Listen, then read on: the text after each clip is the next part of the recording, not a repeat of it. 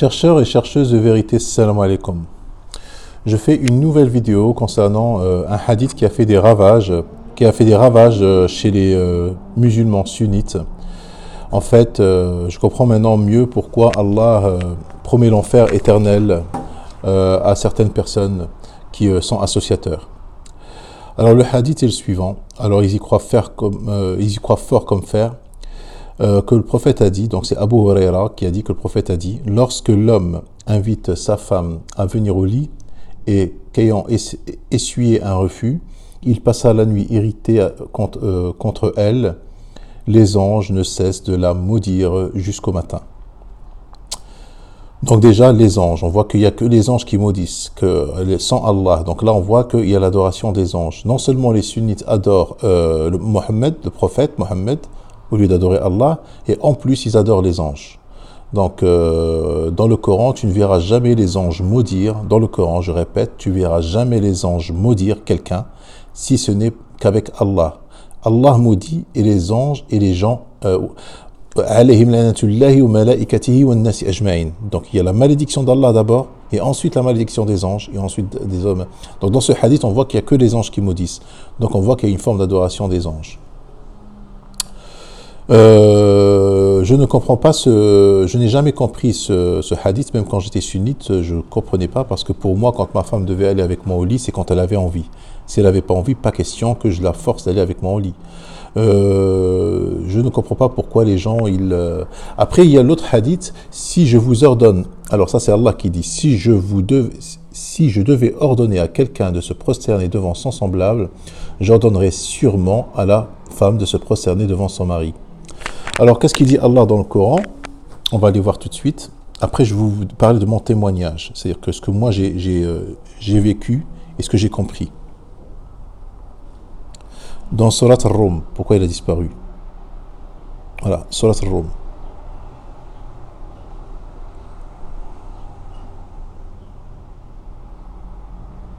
Voilà, le 21. Et parmi ces signes, il a créé de vous, pour vous, des épouses, pour que vous viviez en tranquillité avec elles. Et il a mis entre vous de l'affection et de la bonté, c'est-à-dire de l'amour.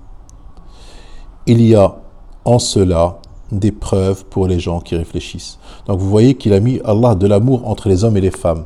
Et le hadith là, il est contre l'amour. C'est-à-dire que lui, il veut tirer son coup.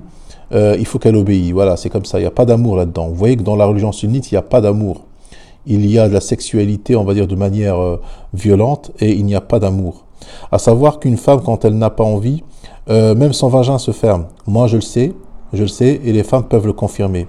Quand elle n'a pas envie, son vagin se ferme.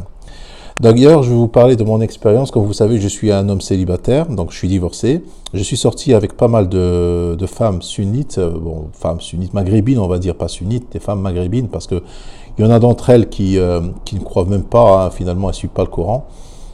Ni le Coran, ni les hadiths, elles ne suivent rien du tout. Voilà.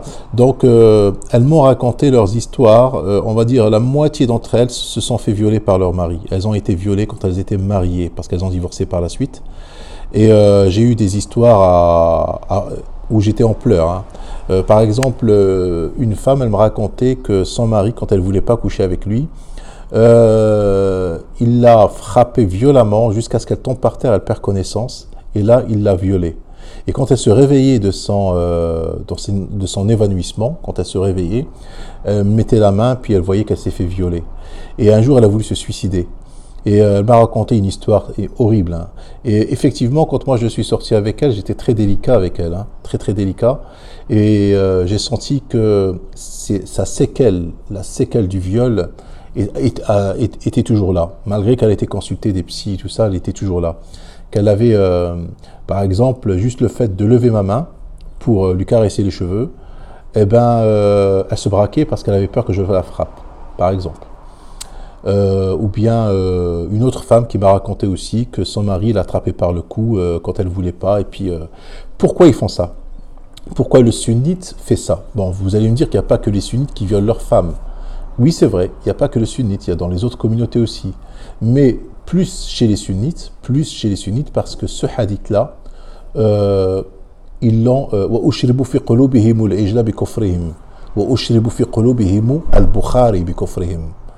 C'est-à-dire que le Bukhari, c'est-à-dire le hadith, est ancré dans leur subconscient qui fait que ça leur donne le droit de jouir de leur femme parce qu'ils ont un acte de mariage par n'importe quel moyen. C'est-à-dire qu'elle doit obéir, elle doit coucher avec lui, qu'elle ait envie ou pas.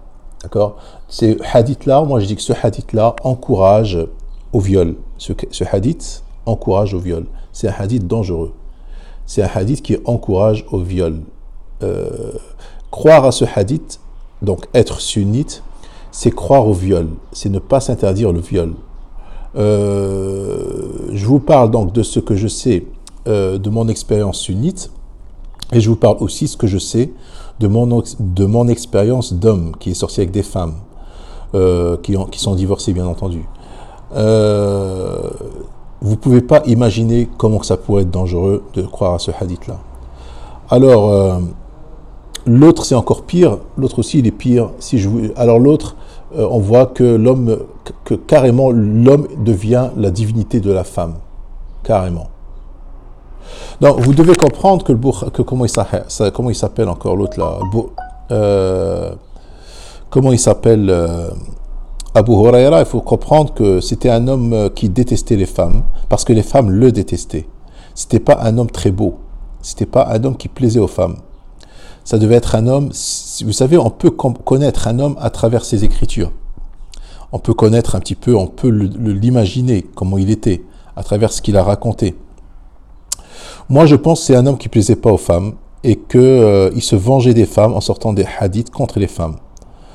C'est pour ça que la religion islamique musulmane aujourd'hui est une religion patriarcale où on enlève tous les droits à la femme. Et cet homme, Abu Huraira, alors il déteste les chiens, je vous ai expliqué dans une vidéo pourquoi, parce que lui c'était le père de la chatte, il adorait les chats, et il adorait aussi, et je pense que les femmes ne l'aimaient pas, parce qu'il n'était pas beau. Donc voilà, moi je dis que ce hadith-là est un hadith hyper dangereux. C'est ce hadith-là qui fait que vous trouvez beaucoup de Maghrébins qui violent leurs femmes. D'ailleurs, les Françaises, elles sont au courant. Hein. Les Françaises, moi je sors aujourd'hui, je m'estime bel homme, je peux avoir ce que je veux comme femme, mais j'ai beaucoup de mal avec les Françaises parce que j'en ai même discuté avec des Françaises. Hein. Elles disent, vous les Maghrébins, vous avez un problème avec les femmes, vous êtes violents, donc elles sont au courant. Elles ont des copines maghrébines qui leur racontent leur calvaire. Donc les Françaises ne veulent plus sortir avec des Maghrébins. Tout ça à cause d'un hadith. Vous vous rendez compte? Tout ça à cause d'un hadith. Alors, voilà, je vous dis salam alaikum.